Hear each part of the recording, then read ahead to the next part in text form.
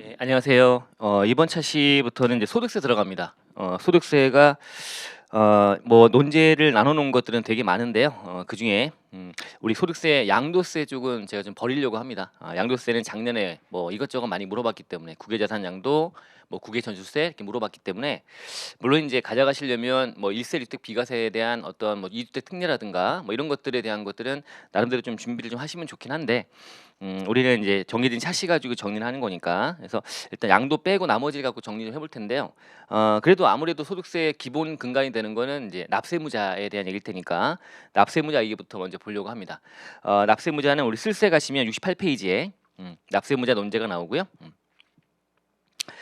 일단 납세무자는 거주자와 비거주자를 구분하고 있죠. 이제 구분의 실익은 납세무의 범위, 과세되는 소득의 범위가 달라지기 때문에 그렇다.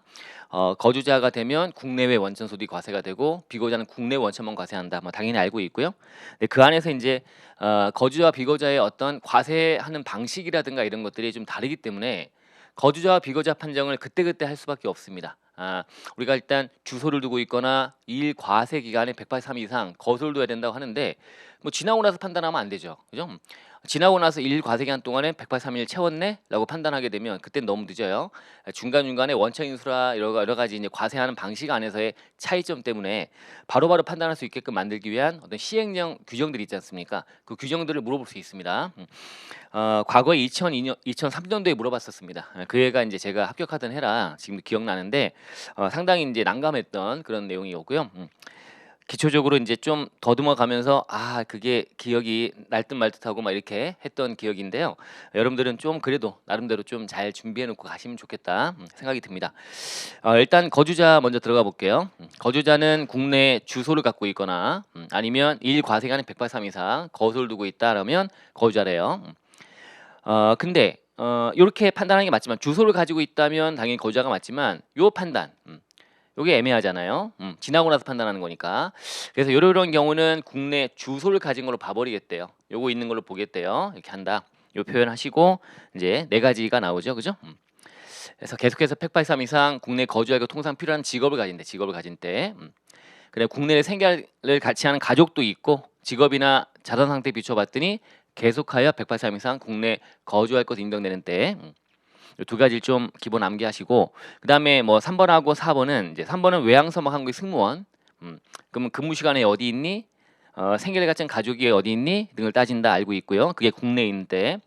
그다음 네 번째가 이제 우리나라에 있는 내국법인들의 또는 뭐 거주자들의 외국에 있는 사업장이라든가 뭐 지점, 국외 사업장 또는 해외 현지 법인에 출자했다면 직간접 100%, 출자한 그 현지 법인의 파견본의 임직원이나 이렇게 또는 국외 근무 공무원, 그죠? 공무원은 우리나라 공무원이니까 무조건 거주자를 보겠다라고 되어 있습니다. 네 가지를 좀 기억하시면 좋을 것 같고요. 비거주자는 이제 반대로 가시면 되고요. 비거주자는 거주자 아닌 자다라고 정의되어 있습니다. 자, 의제로 들어가시면 세 가지만 지금 있는데요. 자, 첫 번째 외국 국적 가졌거나 외국의 영주권 얻은 자로서 국내 가족도 없고요. 직업이나 등에 비춰봤더니 다시 들어와서 우리나라에 입국해서 거주할 걸로 인정되지 않는 때 그런 자라고 보시면 되겠죠. 그럼 동그라미 2번은 아까 외항서막 한국의 승무원 이렇게 보시면 되고요. 근무 시간에 어디 있니? 생계를 같이 하는 가족이 어디 있니? 외국에 있다면 그죠? 그럼 비거자다. 우리나라에 와 있는 주한 외교관 그죠? 그러면 그 외국의 공무원이잖아요. 우리나라 공무원은 외국 나가 있어도 거주자로 보듯이 반대로 우리나라에 와 있는 외교관이라든가 등등은 비거자로 본다라고 맞춰주는 거죠, 그죠? 이렇게 보시면 됩니다. 이 내용을 좀 기본으로 가져가시면 좋겠어요. 그래서 간단하게 정리하시면 좋고요.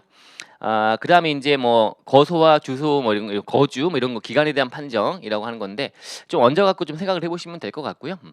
요게 내년부터 바뀔 예정인데 그냥 이렇게 써놨습니다. 올해까지는 일 과세기간 동안에 183 이상인 경우다라고 되어 있습니다. 내년부터는 2개 이상이 걸쳐 가지고 계속하여 183일 채우기만 하면 어쨌든 판단하는 걸로 바뀌는데 올해까지는 이렇게 보시면 됩니다.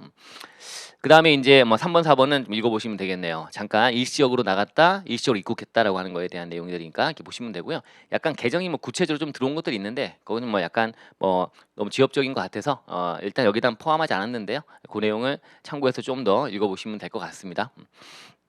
그 다음에 거주자 비거자 된 시기라고 하는 건 거주자 우선이기 때문에 거주자 아닌 자가 비거자라고 되어 있기 때문에 비거자가 되는 시기는 다음 날부터고요. 거주자가 되는 시기는 그날부터 거주자가 된다. 이런 느낌 가지고 한번 읽어보시면 될 것 같습니다. 그래서 이렇게 간단하게 정리를 하고 이제 소리셀 시작해보자라는 차원에서 선정한 거고요. 이렇게 보시면 될 것 같습니다. 이번 샷 이렇게 마치겠습니다. 예.